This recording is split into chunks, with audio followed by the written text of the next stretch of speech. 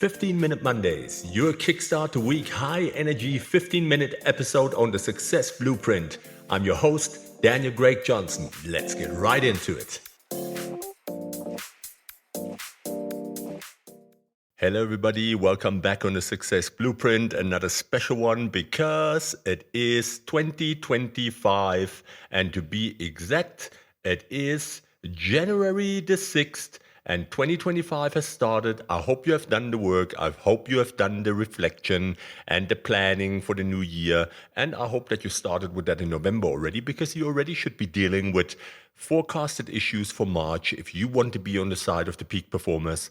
If you are not or you don't know about it, contact me, reach out, and we can have a chat how you can still kick off this year to make the changes, live according to your values and your core principles. And that is what it is all about, living intentionally. So the first episode for 2025, the art of becoming a magnet for good things, wishing everyone well. And I'm not going to hold you up. You have to get right into it. What if I told you that your energy could influence the people and opportunities that come into your life, particularly in 2025 as we're starting? And it all begins with how you choose to view and treat others. In a world where judgment, gossip, and comparison are commonplace, it's easy to fall into the trap of negativity without realizing its impact. And yet, the simplest shift in your mindset from judgment to love, from criticism to compassion, can transform not only your inner peace, but also your ability to attract good things into your life. And today, I'll uncover with you the remarkable connection between wishing others well and creating a life filled with abundance and positivity. I want to dive with you into why judgment holds you back, how shifting your perspective changes everything, and actionable strategies to judge less and love more. Whether you're craving a better relationship or relationships in general, more peace, or just a sense of fulfillment, this episode will give you the tools to create it. Let's talk about the weight of judgment. Many of us are caught in cycles of judgment without even realizing it. Whether it's gossiping about someone's life choices, silently criticizing a stranger, or comparing ourselves to others. Why does this happen? Well, judgment is a way of coping with our insecurities. And I say it again, it's a way of coping with our insecurities. It creates a false sense of superiority, allowing us to temporarily avoid looking at our own shortcomings. But tribe, I want to tell you, judgment doesn't just impact the people you criticize. It keeps you trapped in a negative cycle. What are some signs you might be trapped in judgment? You frequently find fault in others, whether aloud or in your thoughts. Gossip feels like a form of bonding with others. Or you notice envy creeping in when others succeed. You feel disconnected from people, as though deep relationships are hard to cultivate. What we often overlook is how judgment affects our emotional and mental well-being. It doesn't just harm our relationships. It steals our peace, narrows our worldview, and creates a constant undercurrent of negativity that holds us back from experiencing the beauty of life. So what's the cost of negativity? Let's dig deeper into what judgment costs you, not just in relationships, but in life as a whole. Number one, emotional drain. Each moment spent criticizing someone else drains your emotional energy. Negativity is heavy, and carrying it robs you of the energy you could use to build something meaningful in your own life. Number two, damaged relationships. Judgment creates barriers and not bridges. Over time, it isolates you from others, making it harder to form genuine connections. And people are drawn to acceptance, not criticism. Number three, limited growth. When you focus on others' flaws, you miss the opportunity to reflect on your own areas of growth.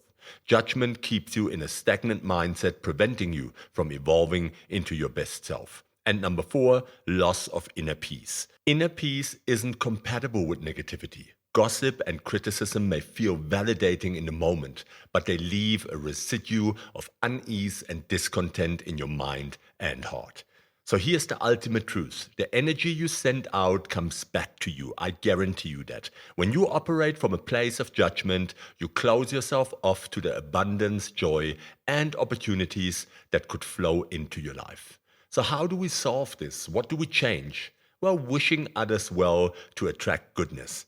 The good news here is you can shift your mindset and habits to become a magnet for positivity and abundance. And the secret lies in one simple practice: wishing others well. But for that, we have to look inward. Let me give you a toolkit to become a magnet for good things. Number one, shift from judgment to curiosity. And how do you do that? Replace criticism with a genuine desire to understand others. And a little framework for that: ask why instead of what. Judgment focuses on what someone does, but curiosity focuses on why they do it. Try to uncover the story behind someone's actions. It's often more complex than it seems. Empathy practices. Imagine what it's like to live their life. What challenges might they face? How might their experience shape their behavior? And adopt the golden rule: treat others the way you want to be treated, with understanding and not judgment. Curiosity not only reduces judgment, but also deepens your connection with others. Number two, practice loving kindness meditation. How do you do that? Train your mind to send love and goodwill to others through meditation. And what's a little framework for this?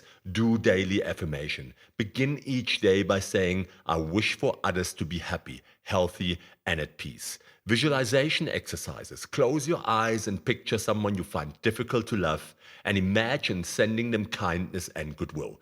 Repeat it until you feel your resistance soften. Expand the circle. Gradually extend this practice to strangers, acquaintances, and finally, people who challenge you the most. That's where the secret lies. Loving kindness meditation rewires your brain to associate others with compassion instead of judgment. And eventually, that becomes your identity. And that is why all of these steps are so powerful. Number three, break the gossip cycle, a big one. How do you do that? Resist the temptation to speak negatively about others. And what's a framework for that? Pause before speaking. Ask yourself, does this comment uplift, enlighten, or help someone? And if not, then just remain silent. Redirect gossip. When gossip arises, stir the conversation toward positive observations or shared goals. For example, I admire their courage for trying something new. And model positivity. Be the example in your circle of friends or colleagues by speaking kindly, even about those who aren't present.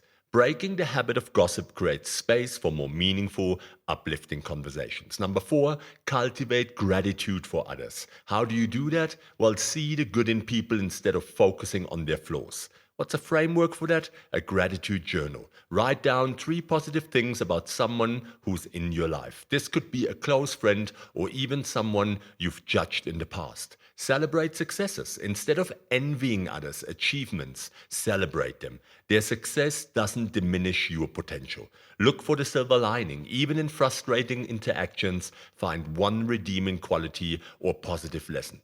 Gratitude shifts your focus from criticism to appreciation, creating more harmony in your relationships. And number 5, see everyone's journey as unique. How do you do that? Embrace the idea that everyone is walking their own path at their own pace. What's a little framework for that? Mantras for acceptance. Repeat phrases like everyone is doing the best they can with what they know, or their journey doesn't need to match mine. Reflect on your growth. Think back to times when you needed compassion and understanding, and use that memory to offer the same to others. And focus on yourself. Spend less time judging others and more time reflecting on your own growth, goals, and dreams. This mindset allows you to let go of control and trust that each person is where they need to be. And what's the deeper meaning of this? Why does it matter? Well, wishing others well isn't just an act of kindness. It's a powerful tool to personal transformation. It frees you from the burden of negativity, aligns you with peace and positivity, and it opens your life to the abundance you deserve. When you choose to judge less and love more, you radiate a kind of energy that draws people, opportunities, and joy into your life. Every act of goodwill, every moment of understanding, and every choice to see the best in others reflects back into your own experience. The world is full of opportunities, tribe, for connection and growth. By wishing everyone well, you not only make the world a better place, but you also unlock a life filled with possibilities, peace, and fulfillment. And above all, I want you to remember this: the energy you send out determines the energy you receive. So choose love, choose kindness, and watch as life begins to mirror that back to you in beautiful ways. And I feel this is a great way to start the new year. Reflect, look at it, look back into 2024 and apply these practices. And I can guarantee you're going to put yourself ahead of the curve, ahead of many, many other people. And you will create a framework for even more success in your personal and professional life in 2025. And that's it, a quick one, something powerful to start this week in 2025. I hope that you guys had a good break, or if you are still on a break, enjoy it, nourish it, really savor it, and come back with that energy that you need to make 2025 spectacular. And if you're still coming back from holiday, please drive safe, be safe out there. And I see you on the next week's episode of the 15-Minute Monday. This was Daniel Craig Johnson, your host on the Success Blueprint, with my promise, I'll be back. Take care, tribe.